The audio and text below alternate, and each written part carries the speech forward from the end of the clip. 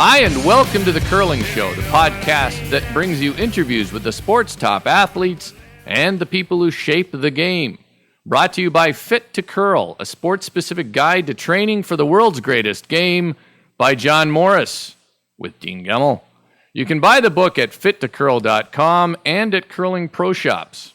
I am Dean Gemmell, and before I get started, I also want to remind you that in addition to buying the very well-received Fit to Curl, now you can also purchase the music of Black Pudding at the iTunes Music Store, including the songs that you've heard in this podcast.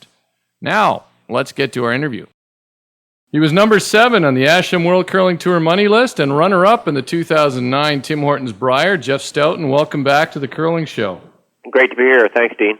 That's for a guy with your record. That doesn't sound all that great, but you actually had 2008-2009 was actually a pretty good season for you guys. A win in Brandon at the start of the year, semis at the first Capital One Grand Slam, semis at the BDO Canadian Open, the runner-up at the Tim Hortons Brier, semis at the Canada Cup. But I think the lack of a really big win means some people aren't sure what to expect from your team this year. Have you guys talked about what it takes to finish an event off? Yeah, well, last year we also won 3 events. So you I don't did? know. Early? Yeah, we won Brandon, we won Stonewall, and we won our provincial playdowns, which is usually a pretty tough row. Is Manitoba tough? Come on. It's always tough. I'm We have such a strange format that you got to be good at the right time. So you know. I think it is. It doesn't leave you much margin for error. Actually, your format. Yeah, I mean we got to beat McEwen and Carruthers and Burtnick and those guys. So it's still pretty tough. So what was great for a first-year team was that we did win a couple of events, and it was great to win them in Manitoba, just to remind everyone that they're still going to have to hopefully get through us to win the province. So it was a successful year for a first-year team with a new third. Hey, talking about a new third, since the 2006 Tim Hortons Roar of the Rings, you've gone from your longtime third, John Mead, a guy you had played with long enough that a certain chemistry developed, to Ryan Fry, a young guy who might have been, I don't know, maybe more deferential, to Kevin Park, who certainly isn't that. Do you ever feel like you're getting enough material to write one of those books on how to manage different personalities in an organization? Yeah, I'm beginning. I think it's probably just me. I must be really, really hard to play with, and no one wants to play anymore. So, it's been interesting. Like you said, since the 05-06 season, with John moving on and doing different things and sort of limiting his curling and then coming back a little bit. And Ryan worked out for a couple of great years, and he just wanted to move to a younger team, which is more than understandable. And Kevin has fit in really well. And it's true. I mean, sometimes it hurts and sometimes it doesn't, but we're all, the whole team's pretty experienced and know what it takes to win. And you don't have a huge learning curve with young guys. So it's worked out really well with Kevin. Hey, your team typically starts the season more slowly than maybe that elite group of top 5, top 6 teams that you're in. But this year, of course, you also have the Road to the Roar in Prince George, November 10th to 14. And, of course, you're hoping to come out of that with a ticket to the Tim Hortons Roar of the Rings. How does that schedule impact what you're doing early this season? Well, it doesn't give you a lot of time to go playing in too many events. I mean, we had basically Lloydminster, Brandon, weekend off, Portage, and Brooks, and with Lloydminster being canceled, we've ended up entering a little Bonspiel here in Selkirk. So it changes who you're playing against. I mean, everyone can look at it. It's good and bad to have to always play against Martin and Howard and Furby and Cooey and all those guys, but we only have to beat those guys once or twice, and this way we're really hardly banging heads with the top guys, except probably for Brooks, and that's a couple of weeks out before Prince Albert, and more than a month for the top 4 guys to wait till we have to maybe play them in December. So I think we have enough events. I mean, it's actually quite a bit. It's 4 events in 5 weekends, and 1 weekend off to go play in Prince George. So hopefully we've got the right formula, and we've been starting practicing already. So it's tough to peak for 2 events within such a short time frame. With the Road to the Roar in mid-November, and then basically it's only 2.5 weeks off, and you got to play again and be at your best again for the trials in Edmonton. It's an interesting concept, that's for sure. You've been a critic of the trials process, this one they've tried out this year, or these last 3 years. How would you change it? Yeah, I mean, I've been more of a critic of just having the Road to the Roar, 2.5 weeks before the Edmonton event. I mean, I've voiced my opinion just saying that I think if they're going to keep it, that it needs to be changed, and I think it should be run in April. So that way that you have your dedicated national team, 8 teams that are going to go play for the right to represent Canada. I don't think we'll ever see them changing the Olympic playdowns from December of the year before, so I don't think that will happen. But I think to have 16 teams still going in with 3 months to go to the Olympics, all with a shot to go, just seems like it's way too many teams and way too many hopefuls out there trying to fulfill their dream. Where if you shut it down at the end of fall, it's down to 8, and I think those 8 would be great to be working on for this year. I think that is a fair point because everybody still has to, whether it's funding or whatever else, all those teams are still in the mix now, which is probably not the best scenario. Of course, a bit about tough schedules too. Last year's Brier wasn't an easy one for you. Your dad had to go to the hospital before the final game, and you didn't feel well the entire week. Then you went right from Calgary to the Canada Cup. How worn out were you after those 2 events? Pretty worn out. I mean, I flew home with my parents, I guess, on the Tuesday after the Brier, and I think I did 1 load of laundry and jumped in a car and drove out to wherever the hell you played, right? Yeah, wherever it was played. I don't remember. No. Oh, yeah, my wife's giving me heck. Okay, she did 1 load of laundry, and then I drove out. So yeah, it was pretty hectic. But the nice thing about the Canada Cup, we did have a little bit of downtime. I think we played 1 game on the Thursday, and then had about 24 hours off till our next game on the Friday, or somewhere along those lines. So it was a lot of downtime, so it wasn't too bad. What about the future of this team? You've got, you talk about Kevin, you seem to enjoy playing with him, but at the same time, he's not a Manitoba native. Is there a scenario where he actually plays in the Safeway this year? I mean, if you're the Olympic team, you don't play in that, and if you're not the Olympic team, is the motivation there?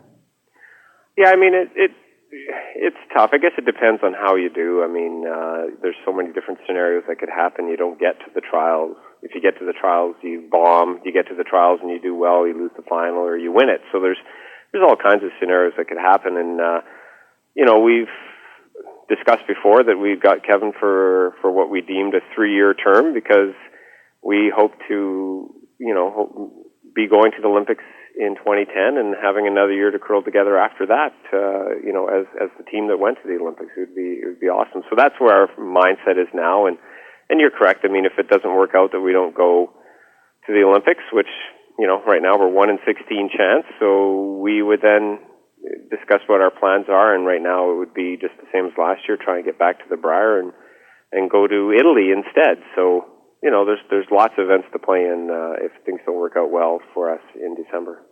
You're a guy who's been around, it seems like, for ages, Jeff, but you keep yourself in great shape. And, how long do you think you keep playing this game? Competitively, like on a circuit that I'm doing now, probably, 2 years.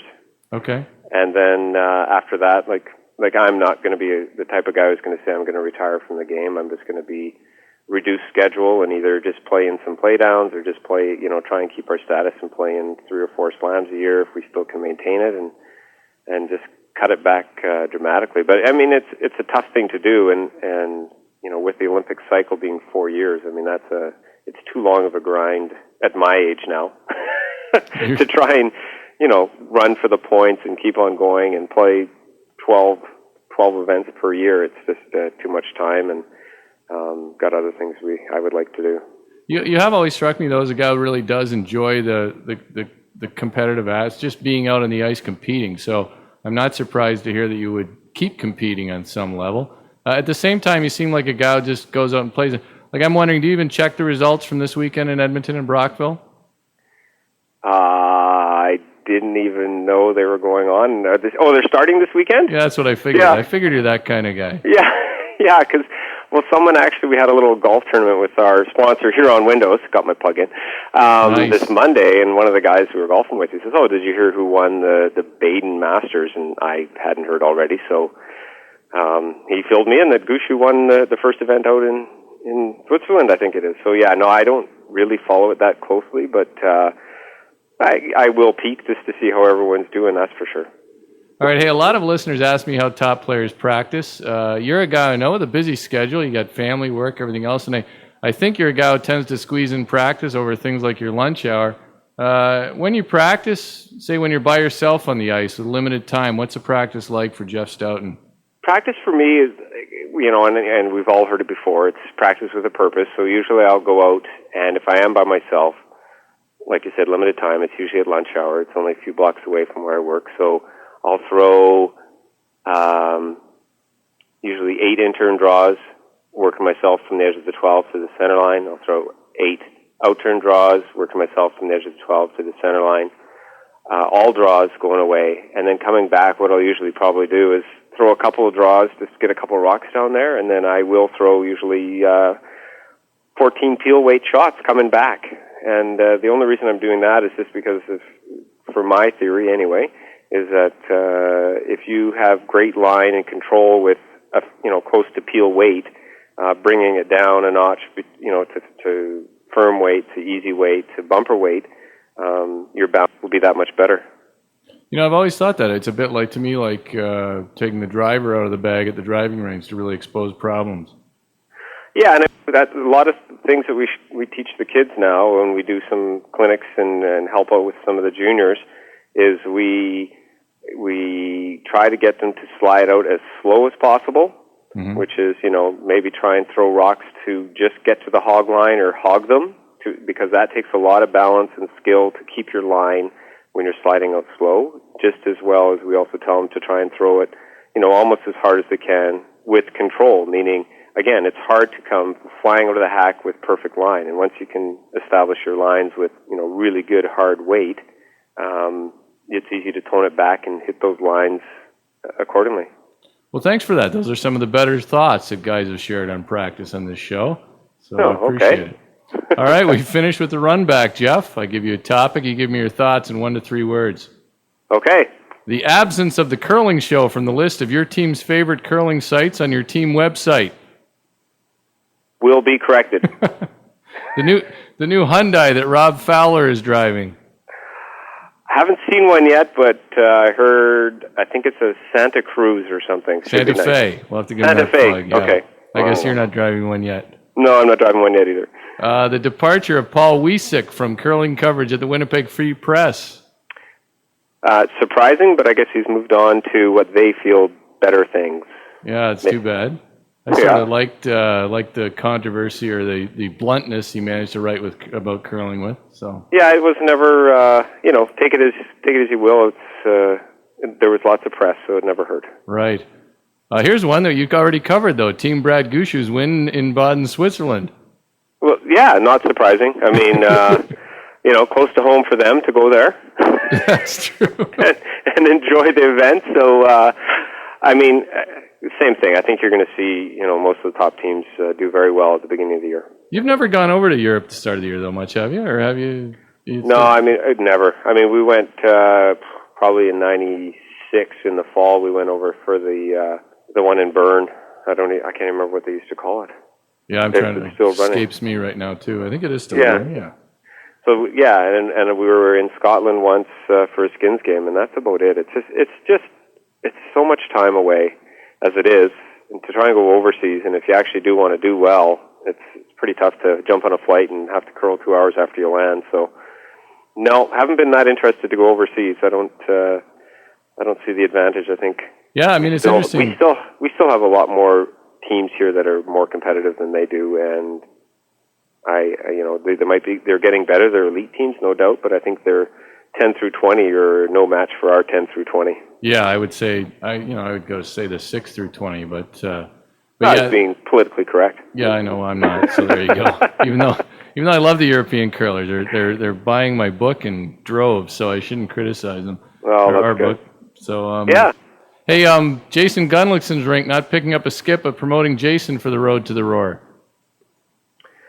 Probably the right thing to do. I've known Jason for many years, and I think deep down he's going to be a great skip, and you may as well start now. Get your feet wet and get in there and start banging heads. that's what you have to do to compete. And I think it's probably the right spot for him. We'll see how he does. Yeah, that's how they explained it to me. Actually, he did that. You know, it wasn't. They'd like to do well at the Road to the Roar, but they're building. So you know, there it is. The half tuck shirt you favor when you play in the Brier. It was fully untucked last year, and you can thank John Meade from Undetta for that. I'll get that plug in, so that one's done. But yeah, they were a little short last year. But that one year, and I'll finally reveal why it happened that year, is because the pants that I was wearing, actually, the zipper broke on the pants. And, you know, us curlers were not superstitious at all, so I didn't really want to get a new pair of pants, so all I did was untuck one side so it would cover the, I guess, the opening at the front. So I had a drawstring that would keep them together, and the zipper was up, but everything else was broken up top, so I just had my shirt untucked to cover that up, and that was the only reason why. And then, so you were curling at the Brier with your fly down? Well, no, it was like 3/4 up. All right. Still. Yeah. I don't know what it says about the professionalism of our sport, though, Jeff. Well, some guy, you know, No, the half-tuck shirt was very popular, but we saw a few juniors doing that around the country after that. Yeah, you know, it's just one of those things. I think someone said tuck it in, and I had to. I really couldn't do that, so. There you go. Yeah. And finally, Fit to Curl, the new book by John Morris. Excellent. Actually, you know what? I went to the website. I took a peek at the first few pages that were available. Looks great. It looks like all the things that our team's doing, so that's good to see that there's not much different than what we've been doing so over the last that's why you didn't order one. 6 years and that. Yeah, I mean, it's, you know, I saw some of the exercises in there, and, you know, those are the things that we've been doing, you know, for the last 5 or 6 years, and I think it's a great idea, and its time is right, just because curling is becoming very popular, and with the Olympics coming up, I think you guys put together a great book, and it should be awesome for people to have a good read and to learn that it's just not about October to April. It's all year. Hey, thanks for humoring me with that shamelessly self-promotional plug there. So, well, you led me to it, so I had to. Yeah, I really did. It was. I'm not. It's pretty clumsy to get at it, but you know, yeah. There you go. All right, Jeff, you've already managed to mention at least one sponsor, and I mentioned another one for you in terms of Rob Fowler and the dealership. But name them all for me. Boston Pizza. We've got Action Apparel. We've got Storm Tech. We have Huron Windows, of course, is our major sponsor. Air Canada. Fowler Hyundai. And I apologize if I missed anybody else. Asham Curling Supplies, of course. Performance Brush. So all have been great and wonderful to us, and looking forward to another great year and helping them out and them helping us out. It's been fantastic. All right, Jeff, always good to catch up with you. Good luck this year on the ice, and we'll talk again. Thanks, Dean. That's Jeff Stoughton on The Curling Show. If you're a fan of this podcast, or not, and you just want to improve your performance on the ice, don't forget to visit fittocurl.com and buy the new book by John Morris with Dean Gemmell. As always, thanks for listening during this, the greatest time of the year, the start of curling season. Here's Black Pudding.